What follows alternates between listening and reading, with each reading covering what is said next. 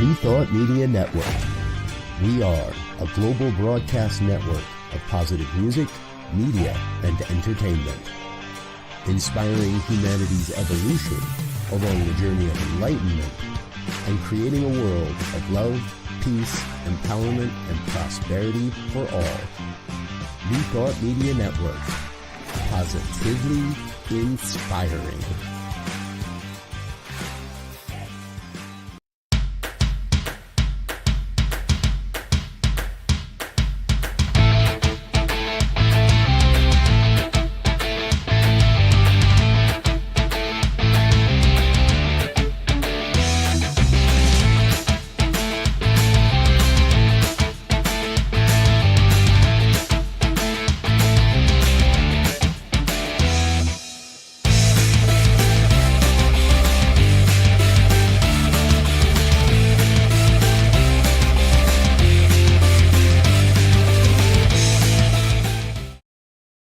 Hello. Welcome to Rockin' the Love.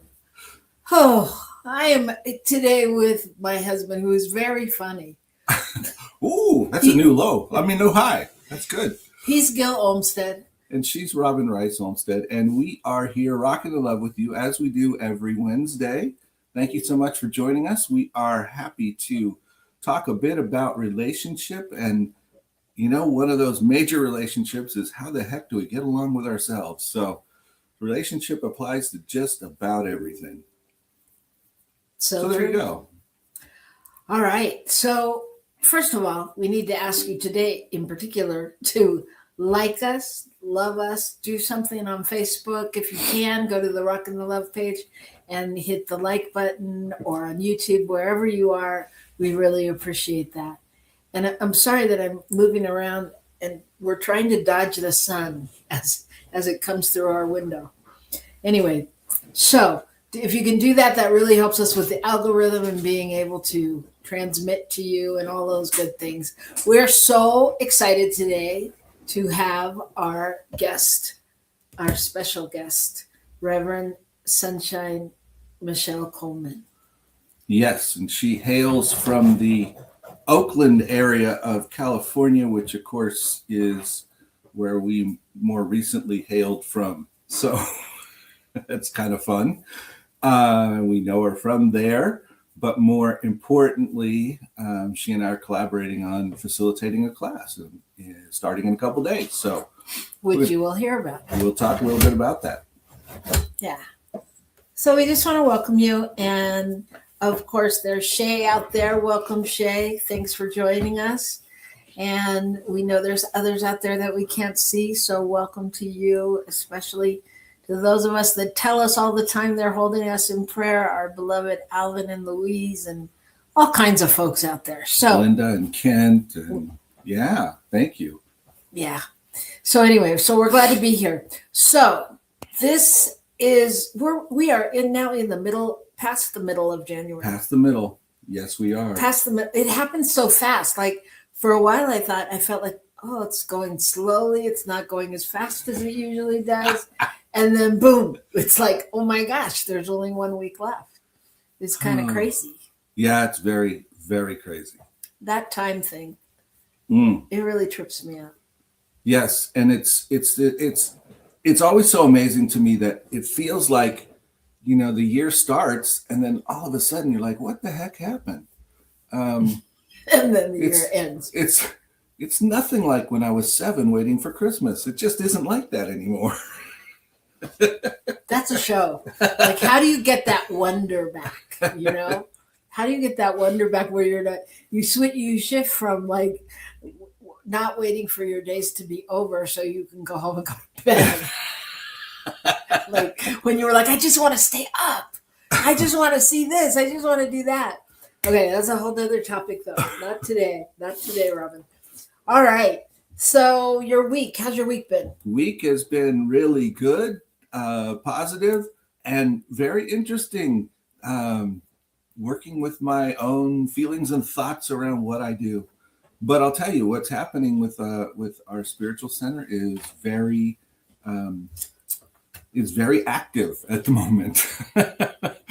We're moving to a new space starting 1st of March. And so everybody is working either in the current space to clean up, box up, get rid of whatever our stuff, or they're working at the other place, or they're going from between the two. So there's a lot happening. There's a lot of motion. A lot happening. It's kind of a crazy time. And it's very exciting. People are very excited, and it's good. We've had fantastic response in terms of donations and to help finish the project at the new place. And we're looking forward to a new kind of ministry, a new space, a new way of reaching into the community. And that's exciting. I think movement like that, those kind of big things, it's such a good lesson in surrender. Mm-hmm. Because like just hearing you say, you're working on, I don't know what you said, but I know that it gave me this thought. But like in every moment you get to, it's the unknown, and yet you're standing in the knowingness, and you're balancing those things of, like you have all these donations and prosperity coming in, and yet wondering how you're going to pay the last rent where we are. Yeah. It's such a ball of confusion. Yeah. And not to mention that I personally being, in leadership feel bad sometimes when I go places and people are working and I'm not there to work. I'm there to do something else, or I'm moving through. And I have to remind myself that, I do lots of things that are not on everybody's radar. So there you go. And I've got to do them. Because it needs to happen. So what about your week? That's why you make the big bucks. That's why I make the big bucks. That's right. My week is good. Busy. That's all. Just busy and wanting to, I really, want to bring things to completion. And I keep trying. And I know actually our guest, as I've known her for many, many years, she is one of the people who would hold me accountable and tell me, Robin, don't volunteer for that. and so I keep trying to tell people no, and they're not hearing me.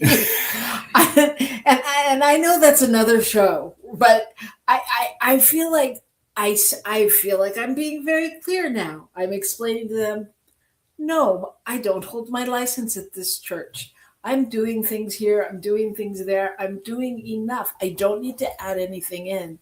And yet they don't hear me. I just show up on the schedule. I was going to say, they hear you fine. It's just that your name shows up on things.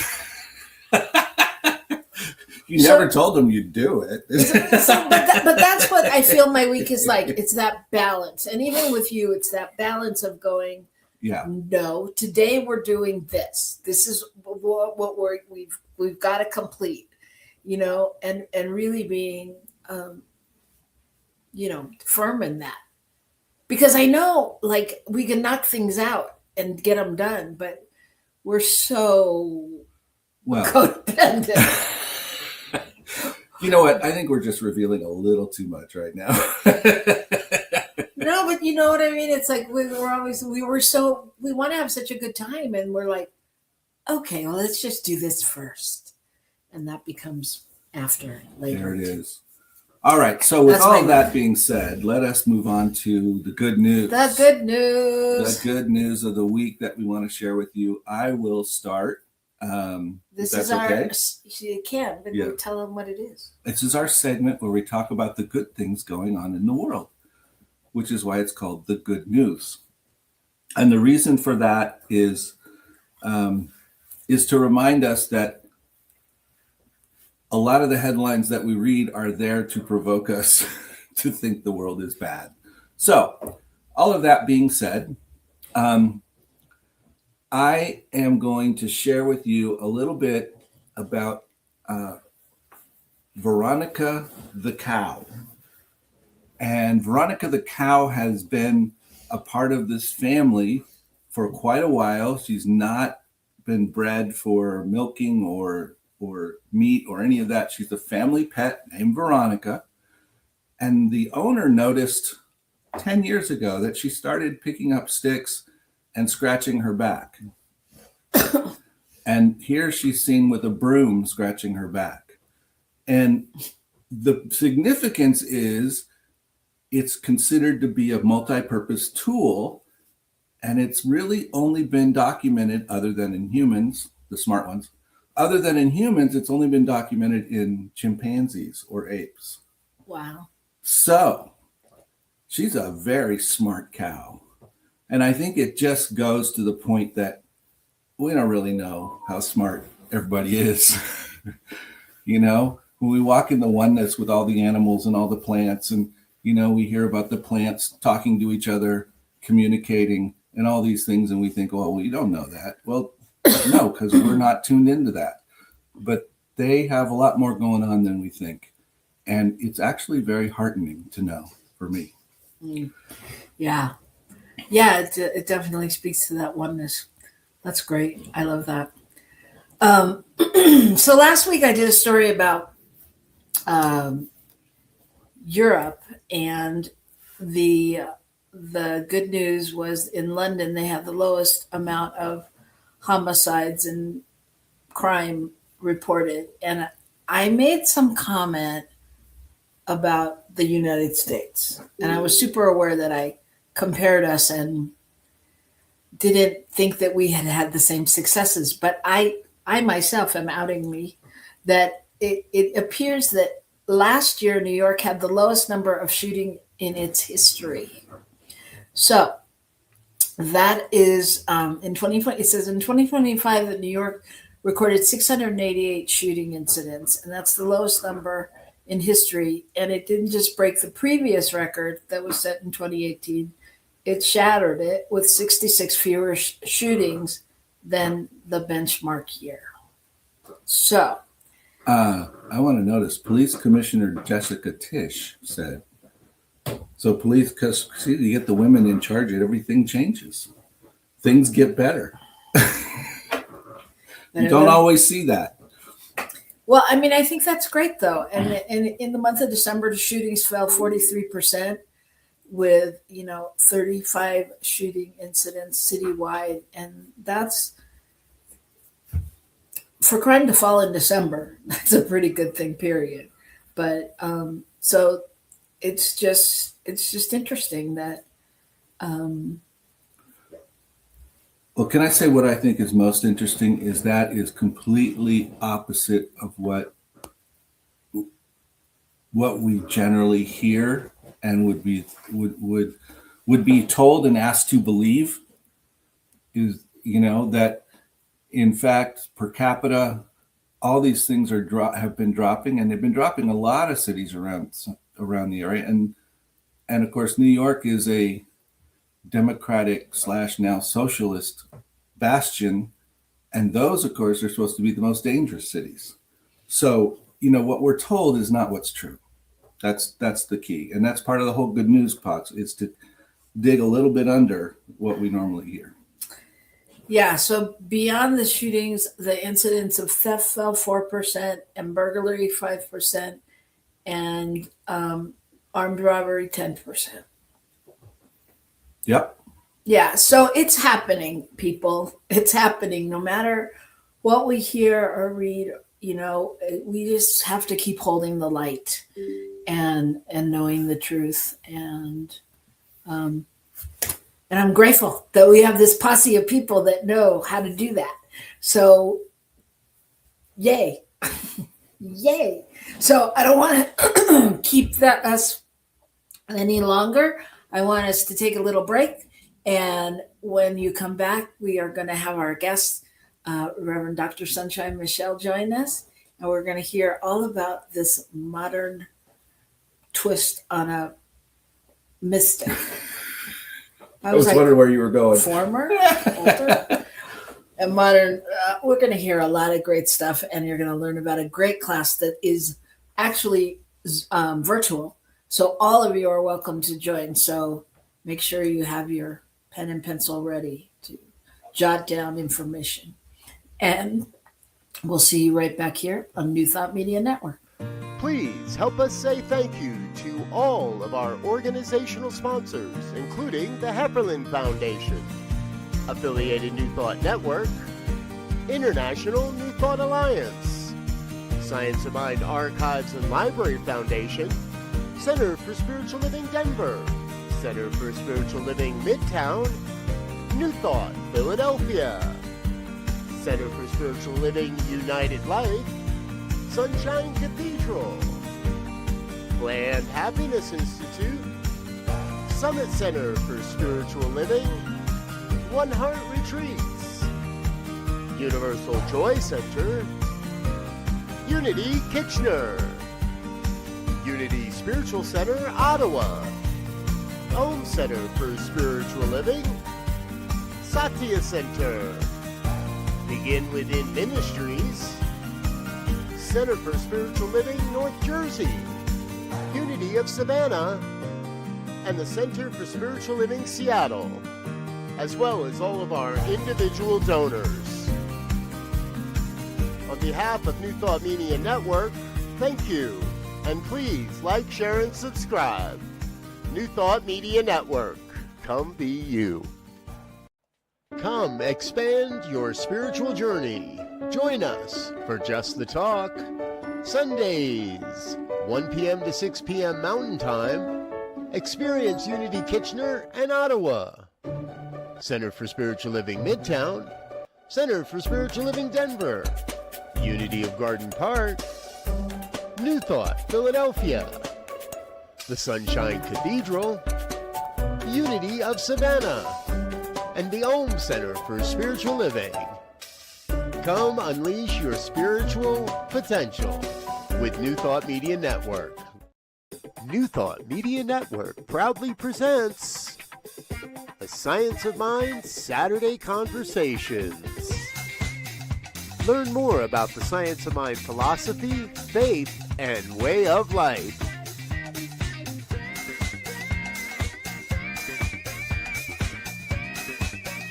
Join our team of experts for a weekly deep dive discussion.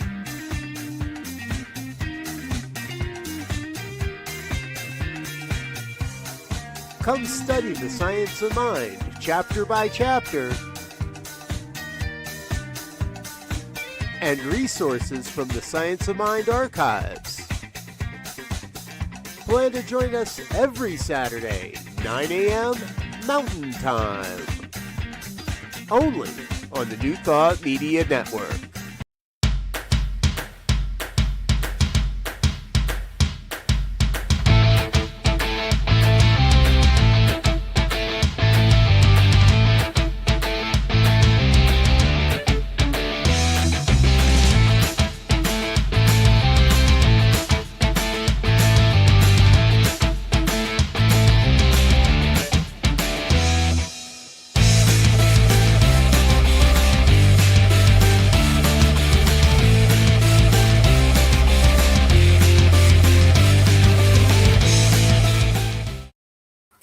And we're back.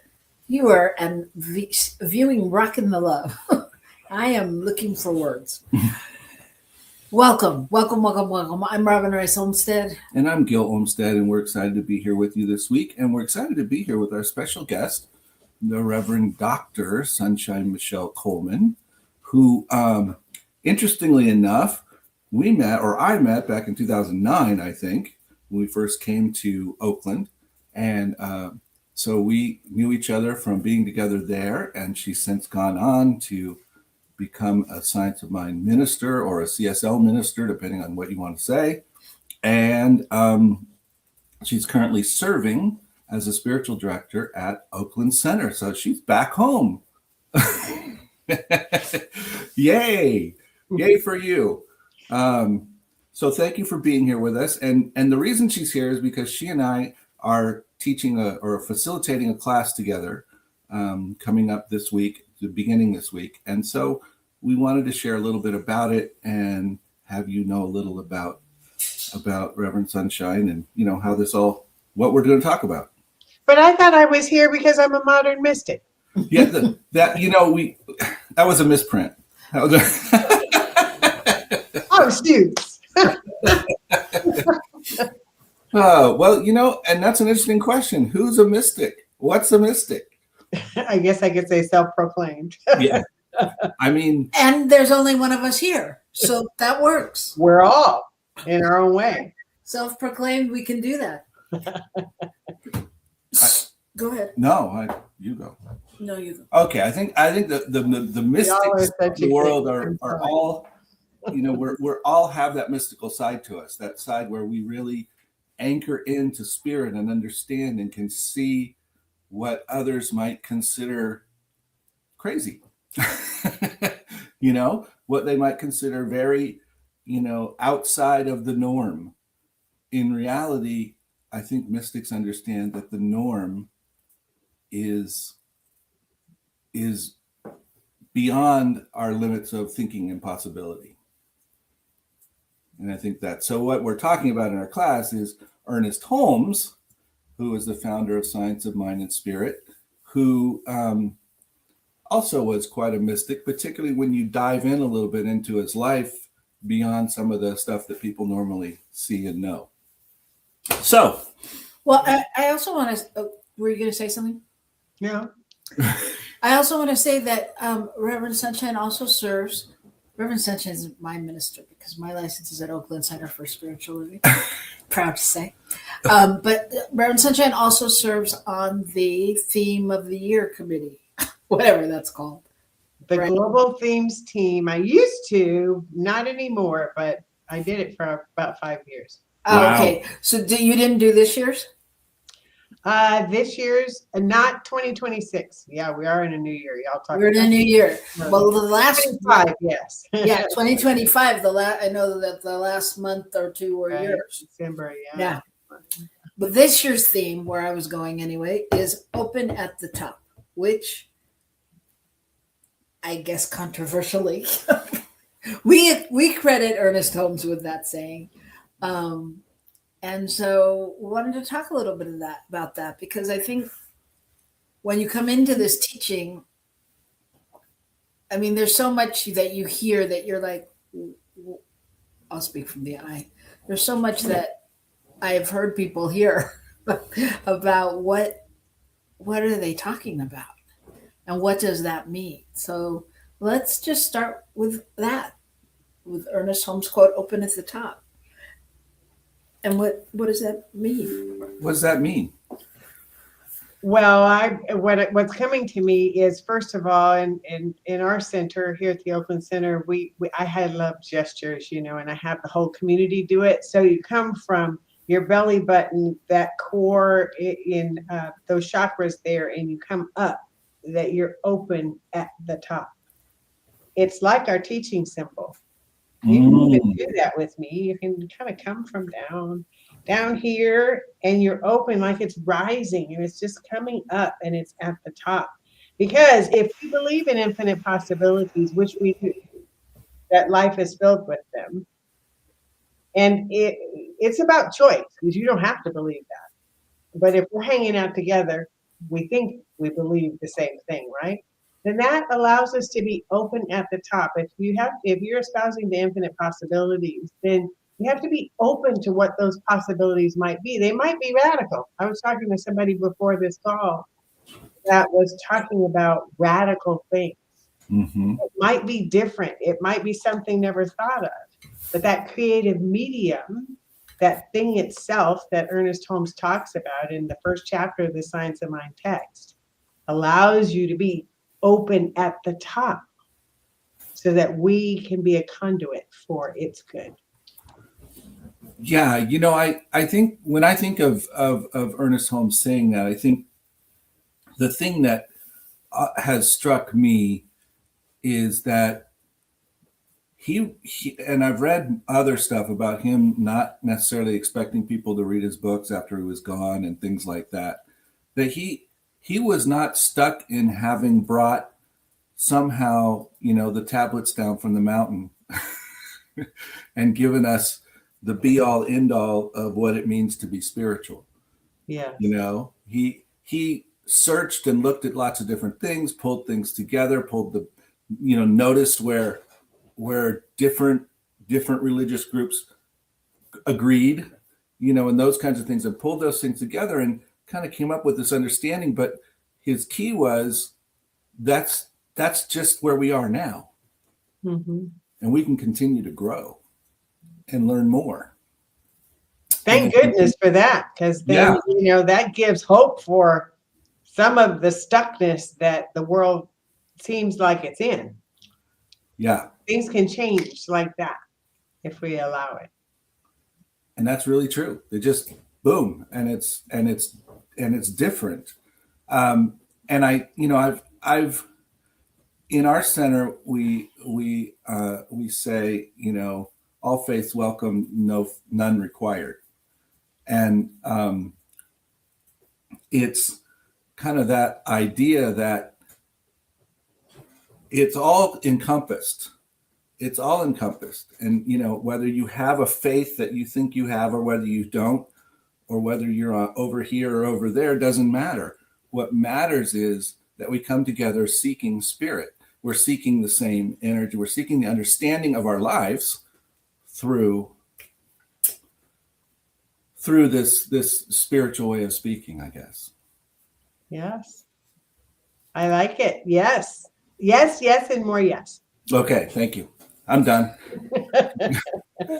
Well, yeah, and I think, you guys, you two have both said this, that it's just so important to stay open and to be curious, and it's that it's like we have to know that we know, and yet know that we don't know, all at the same time. Have a beginner's mind. Yeah. So it's an interesting philosophy and way of being. That's really important because what I'm finding more and more, and I'm noticing in myself, my ability to more and more really just listen to people and not decide anything about what they're saying right in the moment necessarily, sort of just allow it.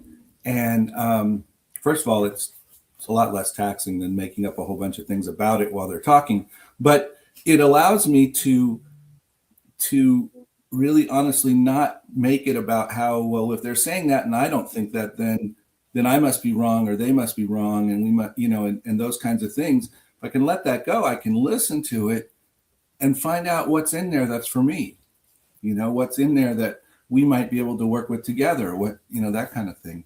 And I think that's basically what Ernest was doing with his whole process. And we're forever changing and evolving, I believe. And we need to allow ourselves the spaciousness to be able to think differently, to be able to grow into a new mode of thinking. I've noticed that I think it's due to my practice, my spiritual practice over the years. But there's been times where I want to be mad at something. Mm-hmm. You know how that human ego, Really? you want to be mad and stay mad. And then it's not serving you, but you still want to do that. And what I notice over and over now is I can't stay mad. And then it kind of dissipates. And then it's like, well, wait a minute. And I try to get it back. Why would I try to get it back? That's the question. And I try to get it back and I can't. And so I've come to understand that this is that evolution, that personal evolution, that the more you study, you find that spaciousness, that capacity to grow and evolve and expand beyond your anger into love. Y'all talking about rocking the love. That's what it is love taking over and healing. That's what we believe, that love heals all. Yeah. That's right. And when we listen to people, when we have dialogue with people, we are engaging in love with people. We're not engaging in, like you said, in being angry because something is said that we don't agree with or any of those kinds of things. We're truly engaging with just being with one another. Yeah. Well, and engaging with love can't be closed. Love can only be open. Right. Exactly. Open at the top. So I want to know about class. Tell me about class and what's going to happen in this class and all those things. And Shay says, still intermittently mad. how could I not be and still be authentic? Well, Shay, I know that you're mad sometimes. No, Shay, really, seriously, I think she's a regular. Shay, That's good. I think you're absolutely right. The reality is that it comes through us. The question is, do we hold on to it? Do we somehow, even as Reverend Sunshine was describing, like kind of want to get into it and hang on to it? And I think as we grow, we notice the mad, we notice the anger, we allow it to be real, and then we allow it to go.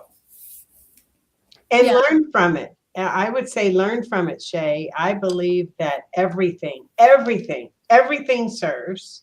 Yeah.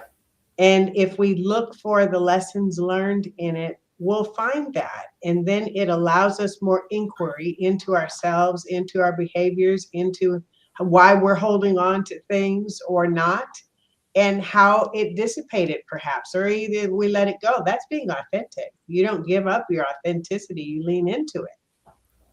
You embrace it. Lean into it. Yeah, absolutely. I was going to say basically the same thing. Like, how do we allow it to serve us? And it makes me think, like, I've gotten to the point with Mad that once I've addressed it, I can't even remember what it was about on some level. But she is a pain to argue with. Really. I am, because I've let it go. I just like he wants to keep going over it and understanding it, and I've let it go. I understand it, and I don't need it, or it's taught me whatever it's meant to teach me. So yeah, it's mad. I mean, and I love what you said about Reverend Sunshine about why do I try to get it back? Why do I try to get it back? Because it's like, I just feel like more the inquiry is like, the journey is more about the inquiry than that. Like we started out with the curiosity and yeah. Lean in with curiosity and wonderment. Yeah.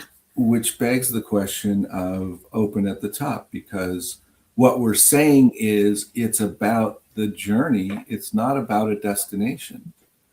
We continue to find new things as we're moving along the journey. Yeah. If we stay on the journey, we'll continue to grow. And if we stop, then that's where the ceiling comes in, the glass ceiling happens. And then we think we can't go beyond it. Mm-hmm. And I would say we continue to find new things, and we continue to see old things in new ways. Right. Absolutely.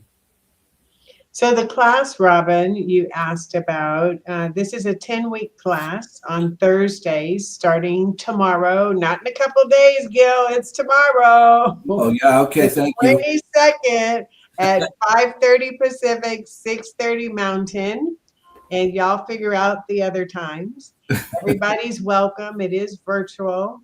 The required reading is the Essential Ernest Holmes. I have it. Right. I have it. Look, see, we got in pairs. We got it. Dueling Ernie's. And also the Science of Mind, what we call the textbook, will be referred to, or you can have it there. And then there'll be class materials to study from. A lot of discussion and dialogue about some of Ernest Holmes' writings, and which you learn what he believed, what he's taught us to believe in the Science of Mind philosophy. Yeah, and what he's offered us to support our own growth. I mean, I find it fascinating that Ernest Holmes at some point had various things that seem to have kind of been stripped away, and the religion, the group of science of minders or religious science sort of focused on the more change your thinking, change your life period, and not about more of the mystical stuff. And I think we're rediscovering that and reminding ourselves that there's power in that. The truth of change your thinking, change your life still exists, but that doesn't discount the rest of it. And when we understand, this idea of more possibility, that changes our thinking, which changes our life. Mm-hmm. You know? Yeah, and I think also, Reverend Gill, the what we were talking about earlier of the lessons learned in being in the journey, which is difficult. I believe that we're here on earth. We're going to have an experience that is going to be difficult sometimes. It just is. All of us have had those moments. How do we allow that to be a springboard into our higher consciousness? How do we, the master teachers lived experiences like that too. That is the mystic experience of how you allow yourself to use where you are and what you're experiencing to achieve the higher consciousness. Lots of opportunity. And they're not all, for me, they're not always obvious. And kind of like what you said before, I'm not always in the mood to go there. I want to stay mad. I want to stay frustrated. I want to stay right, whatever it is, So that's where, everybody has that challenge. That's just the truth of how this works. Yeah. We're all working through what, in some ways, I think it's so interesting because we talk about we're whole, perfect, and complete when we show up here, right? And I think we spend the rest of our lives trying to get back to it. What does that mean? What does that feel like? Because somewhere it either gets forgotten or gets educated out of us. Right. Right. And this class, Robin, you asked, I'm going back to the class. Please. It's 2.5 hours for each night on Thursdays for this 10-week period, and lots of discussion and time together and doing spiritual practice, learning about spiritual principles. And it's at a steal. The investment, you see, I think the producer thought it was an error on the flyer. $125? Are you serious? What? It was intentional to make it affordable so that it gives people the opportunity to do a spiritual practice of giving back, of contributing along the path of the class, commensurate with your learning and with your experience. So it's that law of circulation where you get to give. It's affordable. You get to give and receive abundance and elevated consciousness. Can't go wrong with it. Cannot go wrong. Yeah, Shay, it would be great to have you in the class. We'd love to have you and anyone else listening in. And when Robin says we, it's because she's one of our support people for the class. And of course, if you've ever been a class with me and Robin, she'll have some things to say. So yes, she will.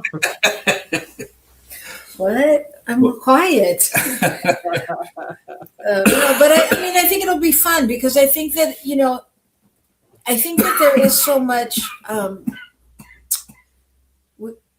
mysticism is such a, people think of it as old and now they think of it as new, but they think of it as not them. And I think, so much of what Ernie says all along the way and so many other, new thought pioneers, it's so relevant, and I think that's the thing that's really fascinating on some level is like how relevant these people from so long ago are, teaching us the same things. Yeah. Well, and Ernest Holmes wrote about the Declaration of Principles, which is also called What We Believe, which you can find in that Science of Mind textbook. It's also in this Essential Ernest Holmes book. And we're going to be breaking it down so that it can be practical. Like, how do you feel about it now? How do you relate to it? How do you apply it in your life? We want to continue to explore that. in dialogue, does it make sense to you? Do you think this is what it is? I mean, you shared with me the other day that you had some arguments with some of the stuff you read before that you're not quite as argumentative about now. Sometimes depends on when I look at it. I've been in this philosophy a long time, and I like to write in my books in the margin. And I remember reading one that I said, "This is not true, and here's why." But I was right, actually. I agree with me. But Well, it's a tough go with it, and here's the thing: it's if we're open at the top, it's continually open to new information and new understanding, and an understanding that was created in my life 10 years ago, or in somebody's life 100 years ago, or in Thoreau's life 150, 200 years ago, may be the stepping stone to where we're going, but it may not be exactly what it is. Yeah. And Shay says, I have arguments with the content too. It's a good thing. That shows you that your mind is working. I know when my child was little, he's a grown man now. But kids push the envelope and they want to, kind of see, maybe not intentionally, if it works. Like, can I do this, or are they paying attention? Let me see if I can slip this through. Yeah, it's not a bad thing. They maybe shouldn't have done that, but at least it's working. Our minds and it's assimilation. It's working together. Well, it's not a bad thing at all, and it speaks exactly to what Ernest Holmes said in the beginning and what he wanted. That's why he wanted to keep it open at the top, because he wasn't the end all be all. He wasn't follow me this way and this is the only way. It was go out and learn what's out there and bring it back, and and then let's talk about it all. It wasn't, there's only one way. So what's interesting about that is in the New Thought movement, there is a lot of that, but there's also the other side. There's the Mary Baker Eddies who said, this is how it is. This can never be changed. And that's Christian Science. Am I correct? Yes. And, so they're locked in to this belief pattern. And so it becomes dogmatic for them now, for those who are part of it. And I think that's contributed to their not growing as much as they once were, So I don't know if it fits your good news story, which I loved, by the way. Thank you so much. But, I found myself telling a story on the pulpit that I'll tell here, where any of you who remember the Pillsbury Doughboy, I think that still is out there, Pillsbury, right? What if, the Pillsbury Doughboy or Doughgirl is a big cloud up in the sky, you've an inflated, when you push it and it giggles, you lean into it, but you push it and then it opens up to you. This is that universal inquiry. You push it and it giggles and it gives you more. It's like, tell me more. If you lean in, then I need to get closer to that camera. I need to get closer to you. It's like, that's interesting. Is that true? How do I feel about that? Tell me more. Your mind is open. Your mind is open up the top, even if you don't agree with it. So just think of the Pillsbury Doughboy or girl. What I think about that is, it's that tickle where you sort of lose your defenses. Yeah. Right? And you're just like, oh, okay. Yeah. Woo. And I think that's part of it. When we let our defenses down, we can really become open and receive and all of that. And I just want to share with you what Shay is saying. She says she's been studying philosophy and religion and New Thought and everything else for the past 40 years and have not found a single system that can actually encompass true spirituality. We're trying to explain and define the unexplainable, and it just doesn't really work. This comes close, though. Oh, I'm glad to hear that. Well, and isn't it great that you get to have a little of this and a little of that and a little of the other? And actually, Shay, that's what Dr. Holmes did, as Robin was saying. He took philosophy, he took spirituality and mythology, even, and mathematics and all of the sciences and spirituality, and tried to, kind of pull it together to synthesize and put it into this framework that we can understand and we can use and we can repeat. These principles are repeatable. They work every time. And I think it's a lot. It's very similar to what you said about writing in your book and not agreeing with things, and finding that, because at any given moment, how someone explains something to me is I depend on Like, well, I remember when I first started going to Agape, and I'd be all into it, and then somebody would do a Bible quote, and I'd be like, "What?" But then, like when Reverend Nirvana or somebody would break it down into like a whole different thing, I'd be like, oh, "That's fascinating!" Like how it could be relevant, So I think like when we're looking at different things too, sometimes we don't. They're not in words that make it relatable for us, And then later on, we can hear someone else say it, which is why church is so great because, no offense, y'all say the same thing every week. And and yet we all hear different parts. Right. It's kind of magical. So so it's like, is there nothing, or is it us? Does that make sense? Yeah. I mean, it goes back to this idea that we were talking about before, and that is, well, anyway, what we're doing with this class is we are bringing new light to this information. We are reinterpreting it for people to understand now to some degree. So I think that's what's always happening. We're always reinterpreting and understanding. Mm-hmm. I don't know if you saw the movie Song Sung Blue about the guy who was a Neil Diamond impersonator, sort of, but not really. But he called himself a Neil Diamond interpreter.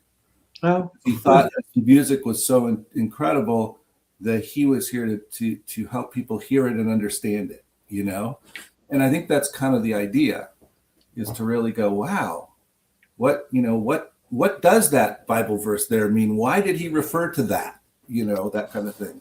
and I think at any given time, as we grow and evolve in our awareness and our consciousness, then we have that expansion. Robin, when you were talking, I was thinking about my grandmother, ancestor on the other side, and she was very, very religious and traditional religions. And there was a point where, I just couldn't go because it just seemed so dogmatic and so limiting. And I didn't fit in there anywhere and I didn't understand it or whatever.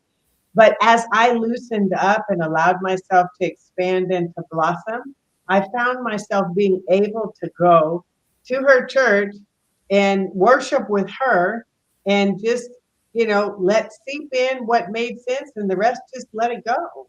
It doesn't matter. We don't have to wrestle with it. We don't have to adopt or adapt to everything. We can just let it go if it doesn't make sense, or we can, allow it that curiosity where we're asking the question.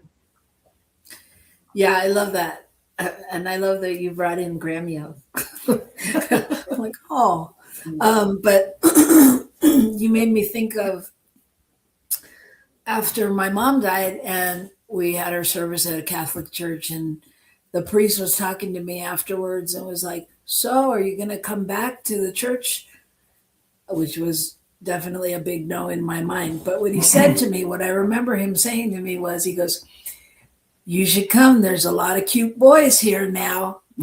And I thought, it was like, but what I realized was they had learned to talk in a different language as well. Like to acknowledge that this was where people were at. Yeah. And I think that's one of the things that makes your class so exciting.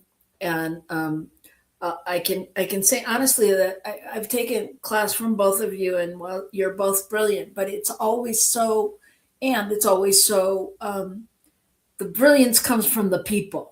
So I really want to encourage the people to come, because the conversations are so rich. And even like what you brought up, Shay, and like just that, questions around faith and different things. It's like all of it will come in and will be explained through Ernest Holmes' teachings and others, And so I just... Yeah, and that's a great encouragement, Robin. I remember back in the day when I took some of what would be the equivalent of this class, I think it was, dogmatic in and of itself. It's like, no, here, we're going to teach it this way. You learn it this way. You repeat it this way. And this is the way it is. Mhm. As opposed to now, I read somewhere in the book, it says, wrestle with it. It says, adapt it or question it. Have some inquiry about it, because you're wrestling with it within yourself, or you're dialoguing with your instructors or with the students, and then you gain your own epiphany from it. Like, whoa, oh, now I get it, or here's a whole new way of looking at it. Yeah. I think it goes to what you and I have touched on, and that is the idea that we aren't necessarily teaching the class, we're facilitating it. Yes. We're really, truly facilitating everybody's discovery of what they already know, discovery of what they may find out they're curious about, or whatever, and each person contributes to that, which, by the way, we are up to 11 persons to have that experience right now. So just know that there'll be a lot of people offering a lot of good ideas. So we'd love to have yours as well. And I just want us, Rev Gil, I know I'm saying it to you for the first time because I'm getting it for the first time, but I would love for us all to think of ourselves as a modern mystic. Like, what does that mean? Me? You sure? Me? I'm a modern mystic? Yeah, well, why not? Well, that's true. Why not? Okay, can I answer that one? And what is my philosophy? What do I believe about this stuff?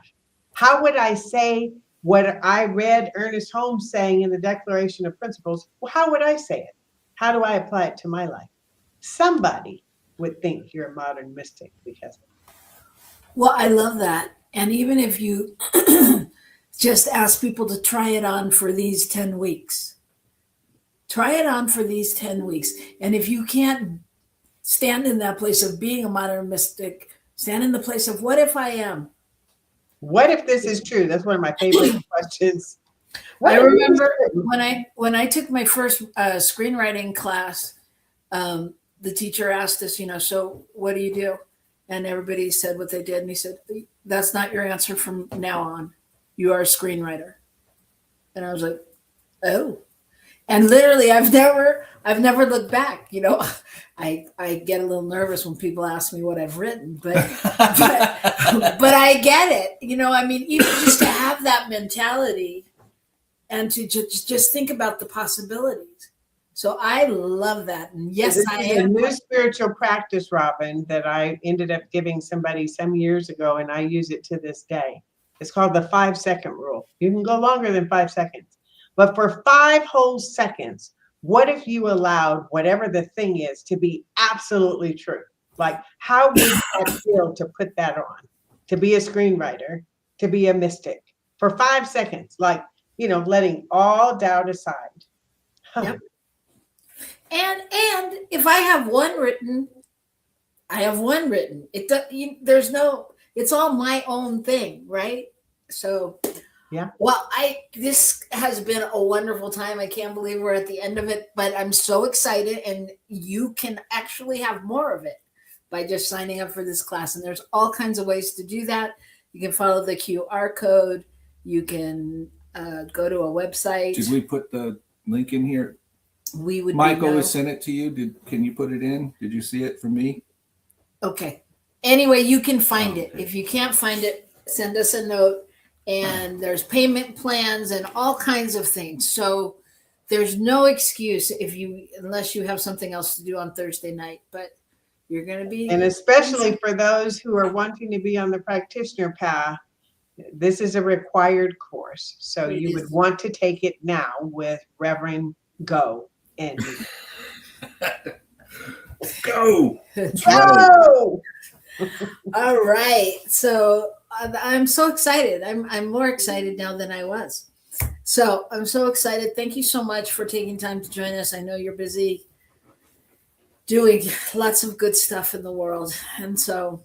Thank you both. You're such a kick. You're opening. I was wanting to chime in on everything you were saying. It's like, oh my gosh, they are a riot. That's us. We have fun. We do have fun. That's for sure. So the class is going to be fun. It's going to be fun. There's no reason to do it if it's not fun. Yeah. So join us in the fun on Thursday night, starting tomorrow. And then see us next week on Rockin' the Love. Thank you to our producer, Michael Mangus, for putting up with us and doing all the things we ask with such joy and glee. And you can see Michael Mangus on Friday nights here on New Thought Network. Okay, so we're going to let you go, but we're going to tell you to remember it's our job, it's our duty to rock the love, everybody. The world needs it. The world needs us. So keep rocking the love, and we'll see you next week.